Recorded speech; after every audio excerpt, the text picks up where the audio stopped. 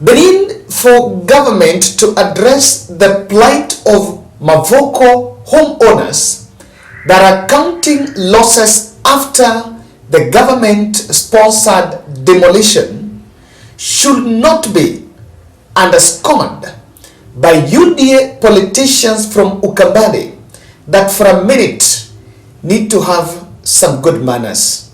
I've decided to look for money, and they have seen there's some land in our region which we can use to raise funds for a political party. So if we can use our political positioning and our popularity in Ukambani and look for a way of a mafia way of operation, that we make sure that we are the ones who are selling this land. So they managed to do that very well. Today I was shocked to see the name of only one member of parliament in the list being investigated by DCI. This man, Honorable Moko, is just being used.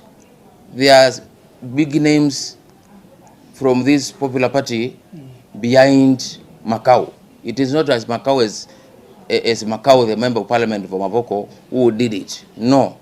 But there was a larger team of political leaders. Then there was a larger team of Kamba leaders, local Kamba leaders, and some goods. Ya mashamba. Kwa hivyo kumekuwa na wanasiasa ambao ni patrons, kumekuwa na cartels ambao ni criminals wanatumika kuvamia mashamba, na kumekuwa na wafanyikazi katika maofisi za serikali, katika survey na katika land registry ambao wamekuwa wakisaidia hao. Na vile vile kumekuwa kwamba ndio utumwe Machakos kama county commander, ndio utumwe Mavoko kama OSPD ama DC, lazima ukue katika hiyo cartel. So imekuwa ni cartel kubwa ambayo imekuwa ikiumiza watu wetu. Hivi leo tunavyoongea, si shamba ya Portland peke yake ambayo imenyang'anywa, na ni vizuri watu wetu waelewe. Kuna shamba ya Portland, kuna shamba ya numerical machines, kuna mashamba private ambazo zimechukuliwa. Some of our most prominent people including Judge Mbaluto, shamba yake Katani imevamiwa na wakora hao. Kwa hivyo the problem is bigger. Kwanza ni solution ile ambayo imekuja, na nikimalizia ni kwamba this has been long overdue. Hao watu wote tunajuana, wale ambao wamechukua mashamba, hao wanasiasa wengine tuko nao hapa kwa bunge, na wote wamekuwa wakisema wanajua wanaweza faulu ama wasifaulu. I don't think the current discussion should be on who is a landowner there or not, or who was involved. But the primary concern is the fact that someone who used his money, I was in Mavoko, and we spoke to some people that are some victims there. They are crying that unfairly they've been ejected from that space. This crop of politicians have been dispatched by the Kenya Kwanza to counter a perceived political mileage that the opposition wing were actually gaining when they came to stand in solidarity with the victims of the inhumane demolition. And listening to that press briefing, their only agenda was to debunk the notion that Kambas were targeted. And I think it was so wrong to profile those homeowners. So when they went on the ground, what they did is not that they sold the land to Kambas. No. If you look into the statistics of the land we are talking of, and the communities who have been mostly affected, 40% of people who are sold this Portland land are from Mount Kenya origin.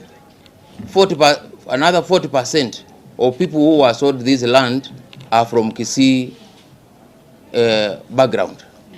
15%, there is a 5% of Congolese. 5% of Congolese.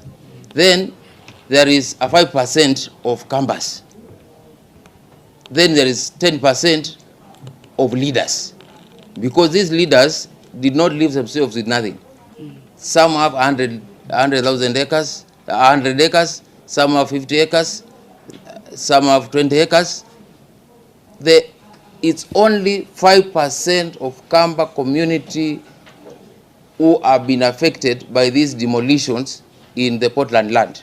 Kwa sababu what is being said huku nje ni kwamba Wakamba wanavamiwa. Hii ni shamba ya Wakamba, Wakamba wamekuwa hapa. The Kamba people, we have about 5.5 million. Wale watu ambao wako Mavoko ni about 1,500 people. And not all of them are Kambas. That is important for people to know kwamba wale watu tumeona wengine Congo village. Congo, kwani Congo ni Makueni. Watu wa Congo wanasema Congo village, wametolewa Congo, wamekuja wamepewa mashamba hapo. Alafu tunaambiwa ni Wakamba wamenyang'anywa shamba. Kwani Congo village yao ni watu wa Makueni ama ni watu wa Kitui? Mr. Politician, let's be very objective here. Is this about who has been ejected from that place? Is it cool because few Kambas have been ejected? Of course, 40% we are told are Kikuyu, then 40% Kisi, then some 5% Congo and something. Now, we can continue that profile the way we want, but is it cool? Is there any Kenyan that is lesser than the other person that, because it's not Kambas that have been ejected there, it's cool? Surely. I think it's political bad manners. And that is why I want to tell you, William Samoei Ruto just needed to reach out to the last files of Uhuru Kenyatta, how Uhuru Kenyatta handled Waitiki. And I want to explain that here. But because the people that are hearing did not have the background about the Portland, the Mavoko land demolition, I would want to compare so that I create for you the picture between Waitiki and the Mavoko one. They are actually identical cases. What happened in Mavoko, in that Portland, the land community gave land to Portland and it was leased to them for them mining, and they were using it to extract some minerals that were using probably for that company. Remember, it was a partnership. That company is co-owned by Kenya and some French company. So after, when they completed, the land remained idle. And because it remained idle, it has remained idle for quite so long. So a ring of politicians and some land cartels purported to sell some goodwill to unsuspecting clients, Kenyans, and sold some pieces of land after moving in as squatters. So they sold these pieces of land to some Kenyans under a hope that something like that will never happen. Even though there were warnings, there were some red signals that this would happen. According to one of the organizations that have been named is Aimi Ma Lukenya Society, which was registered by squatters before its leadership and ownership changed hands several times. And you will remember what used to happen here is Portland took the court to case. A court to case, presented a case in court. And when they won, before they won, there was a push and pull between those landowners and Portland. And at one point, they even requested Portland that instead of ejecting us, we are willing to rebuy it again so that we'll be paying land rates. But Portland probably did not accept. So, William Ruto decided to go and conduct the demolitions there. So I want to tell you an identical situation that Uhuru Kenyatta faced. And that was that was not Waitiki, that was Waitiki land, what Uhuru Kenyatta did. And we want to find out whether that could not work for Mavoko, because we say that sometimes you just need to learn from your friend. You just need to learn what different you can do. So the former President Uhuru Kenyatta faced Waitiki land that had also been grabbed and sold to unsuspecting Kenyans. But what did Uhuru do? What Uhuru chose to do is to have government buy off the land and allowed those who already lived there to continue doing so freely, but on condition of paying land rent, as well as the squatters were even given title deeds. At the Portlands, the residents were even willing to pay East African Portland Cement so that they legally own the land despite having been duped in the first place, and they refused, and the Portland refused. So government had invested there. Even in Mavoko, government approved the schools, those private schools that were thriving there. Those hospitals, they were approved by the same government. Now these landowners have been slapped by a narrative that they bought fake, they had fake documents. But they used the documents being called fake to acquire loans from the bank. How did bank approve loans for these investors even to invest and build their houses in that place if the documents were fake? So something happened here is William Ruto just needed to pull a surprise one from what Uhuru Kenyatta did. But that was not it. Now, I want to share with you this soundbite. This was a land cartel there at one point, even asking them that after getting the land, you needed to build. Now, there is one thing I need to accept here, and that is one thing I want to tell you, that in this issue of Mavoko land, it was a ring of fraudsters. But the buyer is innocent. The buyer is innocent. So government needed to look at the plight of the buyer because the buyer did not know. Look at this video. Nikisema na and I would like to repeat myself again. Nikisema watu wajengi na wewe ujengi, tunakunyang'anya hiyo shamba for good. Mogi yako wapi? Mogi. Saimo wale ile timu yako ya watu wa survey wa ground wakiwa na vice chairman na Mandevu. Tuanze block 6. Tunaelewana? Zile plots zote hazijajengwa, mtengeneze hiyo list. Hakuna choo, hakuna structure, hata kama ni ya nyasi. Tulisema mtu ajenge, hata kama unaweka miti, ukate miti ile ya msituni hapo usiende kununua. Kwako kama una choka, uwezi kosa panga. Kama hakuna structure umejenga na sio fence, structure sio fence, hiyo list nipewe. Hizo plot, tutaplot on tarehe 11 mwezi ya 8. Situko na general meeting. Hizo ndio za kwanza kupeana. Tuende block 8. Nayo pia munipatie hiyo list. Are we together? Yes. Sababu shamba Kenya shamba haina structure, haijajengwa. Utapigana, uwe na title ya chuma, uwe na title ya dhahabu, uwe na title umeweka wapi, utapigana na watu usiku na mchana na mchana. Na ndio tumalize hiyo vita. Kila mtu ajenge kwake. Kama wewe uwezi saidia sisi kumaliza vita kwa kujenga, wewe unapoteza. Uwezi kufanya sisi tupoteze. Enda Mombasa, utakuta ile shamba haina mtu, unakuta iko na ownership zaidi ya 10. Title ni karatasi. And so, I even remember when the Gachagua was speaking, and you see the way government has been so cagey about this matter. No government official has appeared in Mavoko. Remember, this has been a very emotive factor. No one has even thought of going there, apart from the governor and the new leaders who went there. No government official have dared gone there even to look at the plight of those who are affected there. No one. In fact, Rigathi is on record saying the right thing, but it was not done in Mavoko. And I've told the MD of Kenya Railways, we don't want to hear that nonsense again. If for a reason or another, people must give way, there must be a discussion. Now viongozi wamechaguliwa wahusishwe. Hawa ndio wenye kuwakilisha watu. MP akuwe hapo, MCA akuwe hapo, women rep akuwe hapo, governor akuwe hapo, wazee wa nyumba 10 akuwe hapo. Hiyo maneno izungumuzwe, tuseme watu watahama wakati hiyo ama ingoje tupange. So,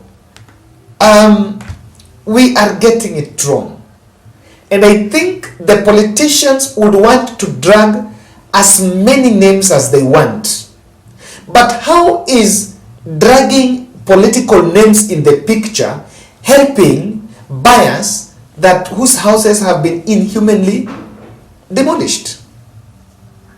What was the urgency that it had to wait? What is happening in Mavoko is something very simple. This is land that was idle. Government collected some taxes under affordable housing, and they are looking, and you know, when they were collecting taxes for affordable housing, they said there was already land.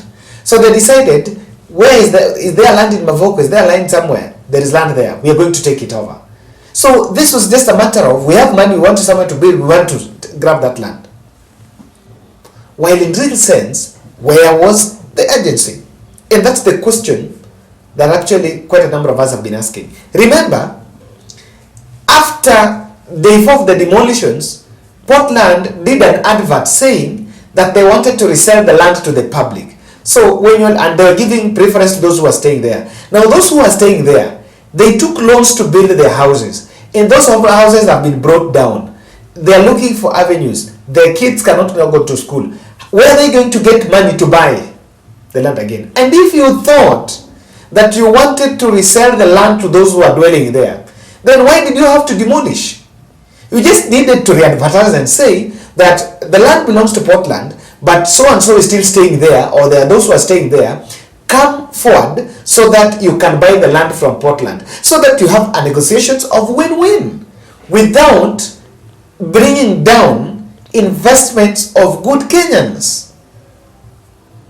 MPs, those gullible UDA MPs, are shamelessly trying to say that because it is not Kambas who have been affected, it is cool. So it is cool for Kikuyus who bought land there for their houses to be demolished.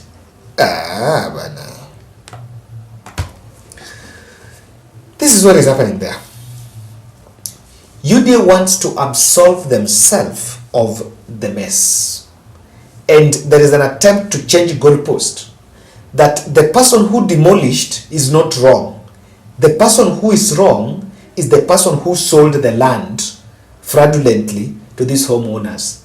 Truth be told, the homeowners have actually suffered a big loss. Yes, they've suffered a big loss. And as we speak, what is more urgent is how to help. If government knew that there are some people that fraudulently sold this land, and the MP there is bragging the way they have the list of all MPs and all leaders who have in it, then they needed to produce that list to government if they really care for this country, so that government pursues those people first. If these people can refund the homeowners, you go through that, so that it's addressed in the right manner. Number 2, powerful individuals decided to weaponize the Portland case so that they can grab that land from private investors. If affordable housing, the ambition is to ensure that Kenyans can afford a decent living. And there is a Kenyan somewhere who has bought land and has bought a place, a home for himself.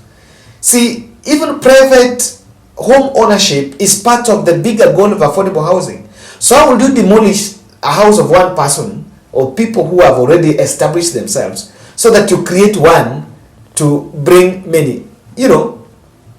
Must affordable housing be disruptive? Number 3, the need to address the plight of unsuspecting homeowners that have undergone through a loss must be on the table. And these funny UDA politicians from Kambani must know that it is not cool because it is not a Kamba. Every Kenyan has a right to own a property. The fact that 40% are Kikuyus and Kisis and 40% are Kisis and 5% are Congos do not validate inhuman demolition. On this one, we need to suspend that fake political narrative. I don't think that's the deal. What umeumia, let's not allow these diversions. The focus, and I wish the mainstream media focuses on applauding or rather magnifying the voices of homeowners that are now counting losses. How can they recoup? The whole circus about we want to arrest and question 10 or 20 and so is just another conduit of allowing these people to bribe the system. The system must go straight and find a way of addressing the plight of these landowners. They have the documents. What's more difficult? I think on this one, Kenya Kwanza is irresponsible. That's the one. They're a bit irresponsible. No, that was wrong.